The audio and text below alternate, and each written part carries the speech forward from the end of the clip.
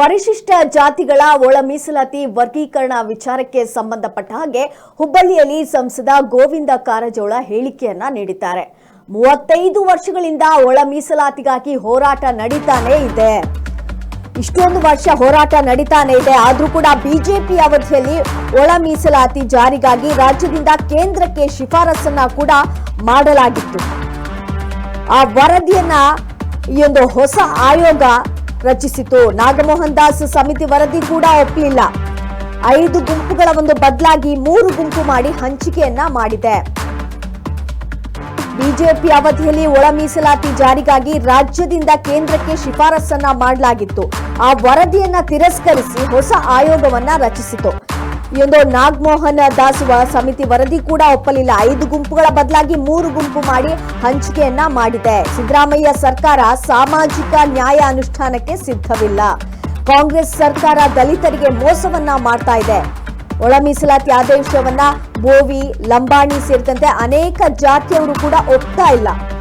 ಸಮಸ್ಯೆ ಬಗೆಹರಿಸಬಾರ್ದು, ಅದು ಕಗ್ಗಂಟಾಗಿ ಉಳಿಬೇಕು ಅನ್ನೋದು ಸರ್ಕಾರದ ಒಂದು ಇಂಗಿತವಾಗಿದೆ ಅಂತ ಗೋವಿಂದ ಕಾರಜೋಳ ಅವರು ಹೇಳಿಕೆಯನ್ನ ನೀಡಿದ್ದಾರೆ.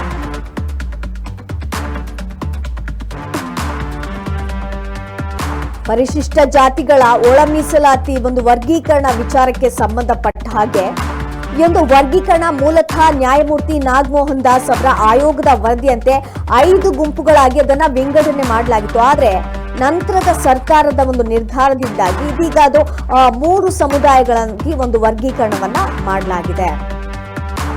ಹಾಗೆ ಸಿದ್ದರಾಮಯ್ಯ ಸರ್ಕಾರ ಸಾಮಾಜಿಕ ನ್ಯಾಯ ಅನುಷ್ಠಾನಕ್ಕೆ ಯಾವುದೇ ಕಾರಣಕ್ಕೂ ಸಿದ್ಧ ಇಲ್ಲ. ಕಾಂಗ್ರೆಸ್ ಸರ್ಕಾರ ದಲಿತರಿಗೆ ಮೋಸ ಮಾಡ್ತಾ ಇದೆ. ಒಳ ಮೀಸಲಾತಿ ಆದೇಶವನ್ನ ಬೋವಿ ಹಾಗೆ ಲಂಬಾಣಿ ಸೇರಿದಂತೆ ಅನೇಕ ಜಾತಿಯವರು ಕೂಡ ಒಪ್ತಾ ಇಲ್ಲ. ಹಾಗೆ ಈ ಒಂದು ಸಮಸ್ಯೆ ಬಗೆಹರಿಸಬಾರ್ದು, ಅದು ಕಗ್ಗಂಟಾಗಿ ಉಳಿಬೇಕು ಅನ್ನೋದು ಸರ್ಕಾರದ ಒಂದು ಇಂಗಿತ ಆಗಿದೆ ಅನ್ನುವಂಥದ್ದನ್ನ ಹುಬ್ಬಳ್ಳಿಯಲ್ಲಿ ಸಂಸದ ಗೋವಿಂದ ಕಾರಜೋಳ ಹೇಳಿದ್ದಾರೆ.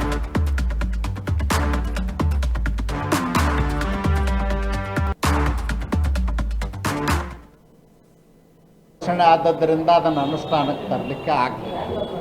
ಕಾಂಗ್ರೆಸ್ ಸರ್ಕಾರ ಸಿದ್ದರಾಮಯ್ಯನವ್ರ ನೇತೃತ್ವದಲ್ಲಿ ನಿರ್ಧಾರ, ಕಾಂಗ್ರೆಸ್ಸಿನ ಎಲ್ಲ ಹೈಕಮಾಂಡ್ದವರು 2023 ಚುನಾವಣೆಯಲ್ಲಿ ನಮಗೆ ಅಧಿಕಾರ ಕೊಡಿ, ನಾವು ಒಳ ಮೀಸಲಾತಿ ಜಾರಿ ಮಾಡ್ತೀವಿ ಅಂತೇಳಿ ಅಧಿಕಾರಕ್ಕೆ ಬಂದು 2 ವರ್ಷ ಏನೂ ಮಾಡಲಿಲ್ಲ.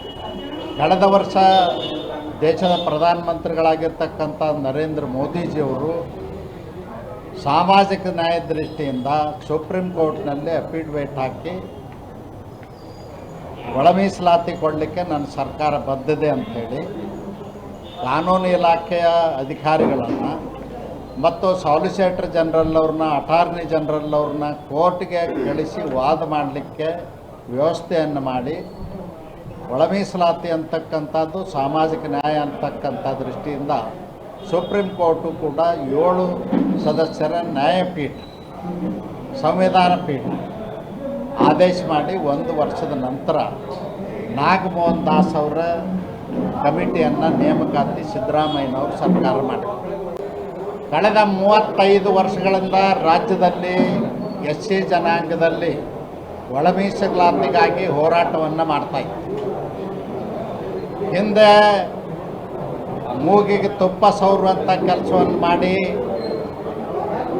SM ಕೃಷ್ಣ ಅವ್ರ ಗೌರ್ಮೆಂಟಿದ್ದಾಗ ನ್ಯಾಯಮೂರ್ತಿ ಸದಾಶಿವ ಆಯೋಗ ನೇಮಕ ಮಾಡಿ ಅದನ್ನು ಕಾಂಗ್ರೆಸ್ ಸರ್ಕಾರ ಮೂಲ ಗುಂಪು ಮಾಡಿ, ಅದಾದ ನಂತರ ಬಸವರಾಜ ಬೊಮ್ಮಾಯಿ ಅವ್ರ ಸರ್ಕಾರ ಬಂದ ಮೇಲೆ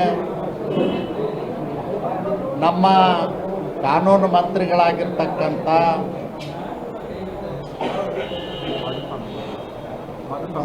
ಮಾಧುಸ್ವಾಮಿ ಅವರು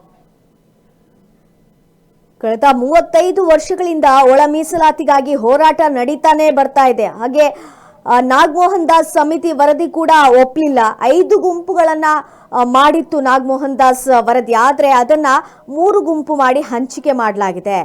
ಸಿದ್ದರಾಮಯ್ಯ ಸರ್ಕಾರ ಸಾಮಾಜಿಕ ನ್ಯಾಯ ಅನುಷ್ಠಾನಕ್ಕೆ ಯಾವುದೇ ಕಾರಣಕ್ಕೂ ಕೂಡ ಸಿದ್ಧವಿಲ್ಲ.